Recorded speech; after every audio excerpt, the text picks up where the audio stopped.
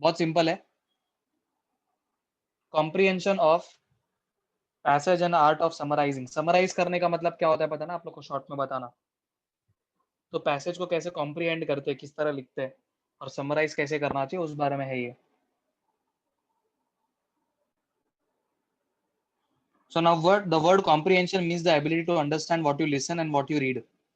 तो comprehension मतलब क्या होता है, जो आप लोग को आपने रीड किया या आप लोगों ने जो सुना, उसका एबिलिटी, उसको समझने का एबिलिटी।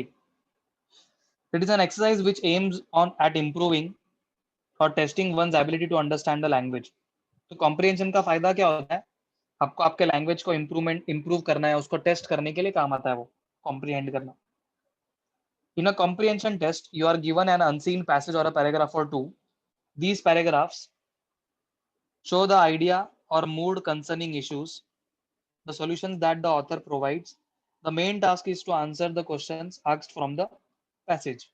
तो टेक्निकली इसके अंदर हमारा मेन टास्क क्या होगा, जो भी पैसेज दिया है उसको थरोली पढ़ने का, उसमें क्या समझ में आया उसके बेसिस पे आंसर देने का। तो अगर आंसर्स आपके करेक्ट है तो आप लोग को समझ में आएगा कि आपका लैंग्वेज कितना परफेक्ट है, कितना नहीं है, कितना आपको समझ में आया उसके अंदर ऐसे।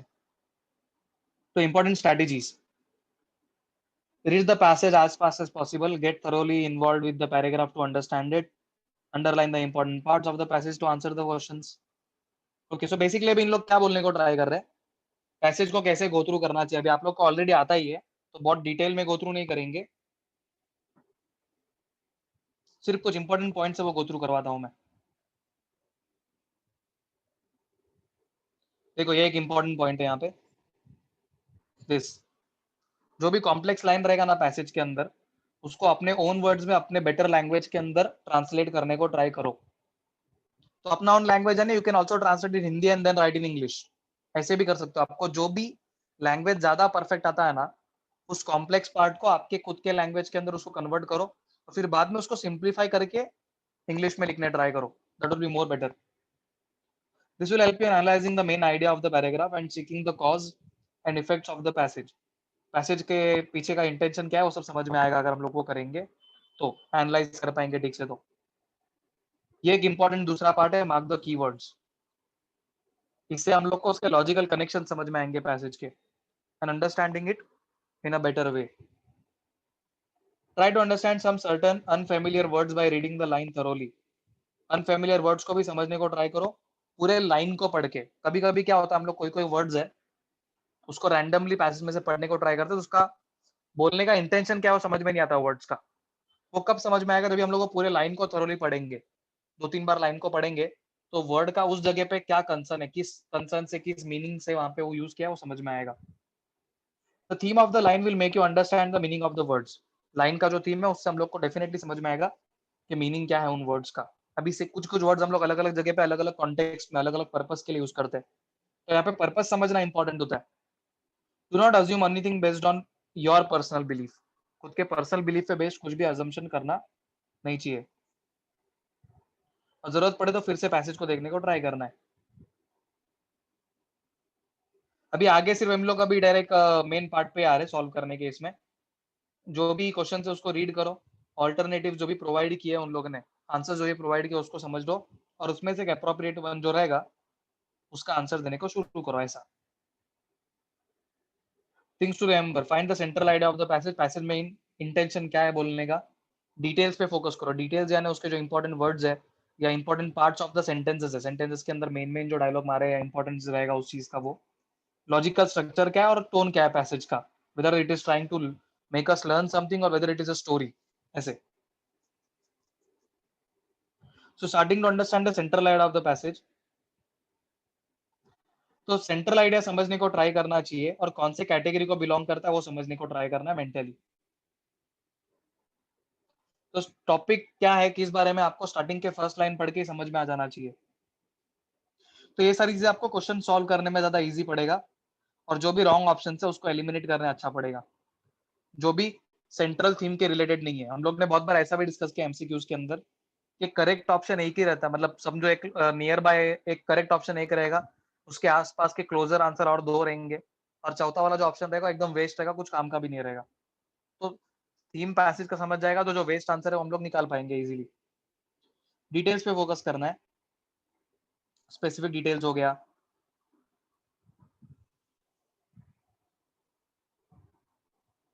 ठीक है, पैसेज सॉल्व करेंगे तभी अपने को क्लैरिटी आ जाएगा इसका। तो ये मैं गो थ्रू नहीं करवा रहा हूँ। रिक्विसाइट स्किल्स यानी extra skills, requisite is like extras to develop a better level of comprehension one require certain skills. ये एक्स्ट्रा स्किल्स का रिक्वायरमेंट होना चाहिए आप लोग के अंदर। लॉजिकल एबिलिटी, थोड़ा खुद का लॉजिक लगाने का भी, fluency in the language, interfere करने का पावर। मतलब इंटरफेयर करने का पावर कब आएगा? जब आपने बहुत सारा रीडिंग किया है ना। अगर आप अलग अलग चीजें रीड करते हो, बुक्स हो गए, पेपर्स हो गए, नॉवेल्स हो गए, ये अलग अलग चीजों को आप रीड करते हो ना, तो आपको एक इंटरफेरेंस पावर मिलेगा। इंटरफेयर करना यानी पैसेज के अंदर वो क्या बोलने को ट्राई कर रहा है, उसका आपको इंटेंशन समझ में आ जाएगा और आपके वर्ड्स में आप फिर लिख पाओगे ऐसे। तो एनालाइज करने का एबिलिटी भी होना चाहिए। कुछ चीज अगर पैसेज में बोला गया है तो क्यों बोला गया, उसको रीजन करने का आपको एबिलिटी आना चाहिए। Sentence construction and cohesion is like grammar, grammatical part. Reading speed अच्छा होना चाहिए। आपका वोकेबलरी का पावर अच्छा होना चाहिए, जो हम लोग ने स्टार्टिंग के फर्स्ट चैप्टर सेकंड चैप्टर में डिस्कस किया है। और वर्किंग मेमोरी एंड अटेंशन, मतलब उसके अंदर पढ़ के कुछ सीखना, उसको समझने को ट्राई करना, अटेंशन दे के उसको फोकस करके करना। That is what they are trying to say. तो कॉम्प्रिहेंशन के अंदर ये मेन एबिलिटीज हम लोग को चाहिए। अभी इसमें और एक इंपॉर्टेंट पॉइंट क्या है, फास्ट पढ़ना।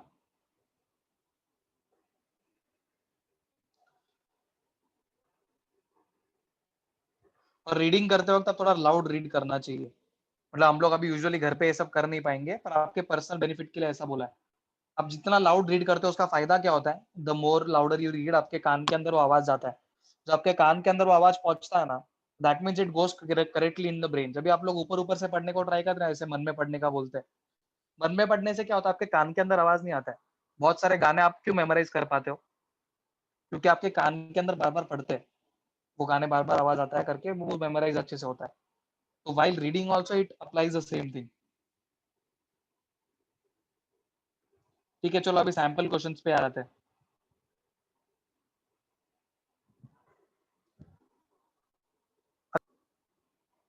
तो आंसर्स देने के लिए रेडी रहो अभी।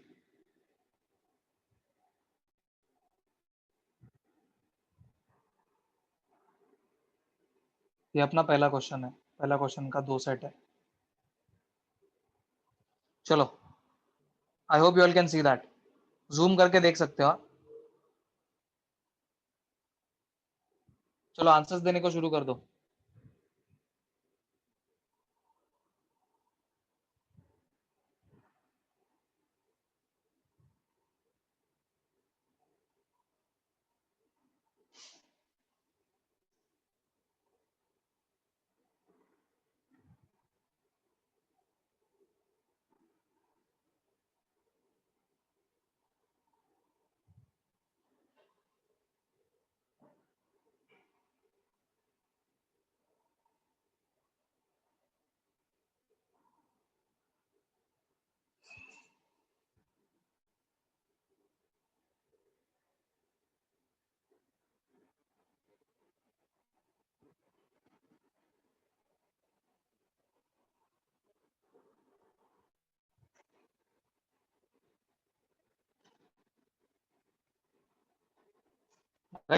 होस्ट को एक दे दो।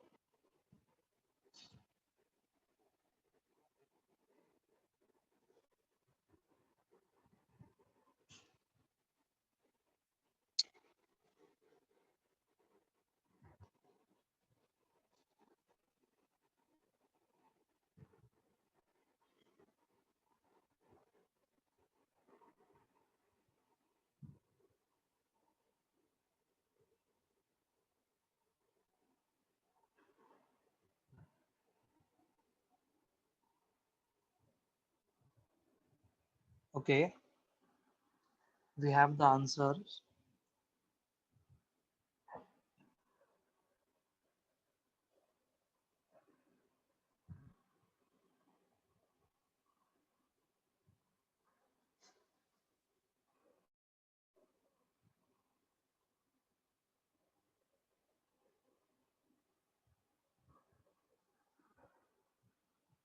आंसर्स मिल रहा है ना आप लोग को? आप आंसर्स बोल रहे हो तो मतलब कौन से लाइन के पर्सपेक्टिव से आप आंसर बोल रहे हो ना, आपको बोलना चाहिए वो।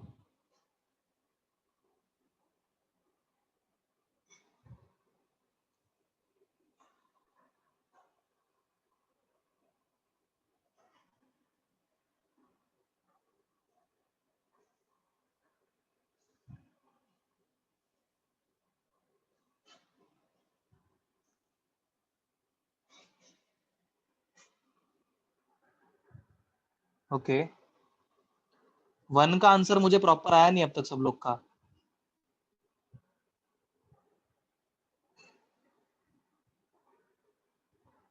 यशस्वी का और वर्षा का राइट है प्रोबेबली, या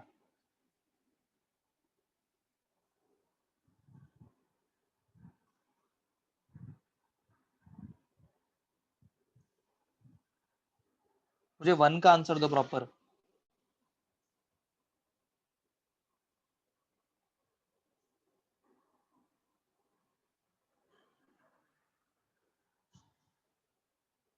okay, see what are they trying to say over here? This pointed out in the reading that opera exactly क्या है यहाँ पे सिंगर्स से लेकर हम लोग अभी बोल सकते हैं कि रिप्रेजेंट क्या कर रहा है, primary elements of the theatre such as scenery, costumes, acting.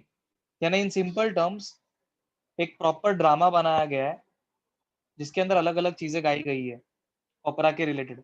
Okay, तो ओपेरा का यानी opera is what like orchestra, opera is like orchestra, orchestra के रिलेटेड अलग अलग चीजों के बारे में बता देगा यहाँ पे। So definitely the correct option is option B. Followed everyone, जो लोग का भी आंसर ऑप्शन ए था वो लोग को समझ में आया क्या? ये रीडिंग यानी ये जो पैराग्राफ है वो क्या बोलने को ट्राई कर रहा है, that is what they are trying to say over. Option A का कोई क्लैरिटी आता ही नहीं, people are captivated more by opera than the musical theatre, वो ज्यादा क्लैरिटी आता नहीं है। ऐसा बोलने को ट्राई करते हैं कि ज्यादा अच्छे से इमोशनली कन्वे किया जाता है ओपेरा के through, but still it is not clear over there. Clarity क्या चीज का आता है पता है इसके अंदर? एकदम प्रॉपर क्लैरिटी आता है हम लोग को ऑर्केस्ट्रा के साइज के बारे में, एकदम क्लैरिटी आता है। लास्ट लाइन को देखो, assemble ranging from small instrumental ensemble to a full symphonic orchestra। यानी हम लोग को इसमें बेसिक एकदम क्रिस्टल क्लैरिटी क्या आता है? Option C, orchestras in operas can vary considerably in size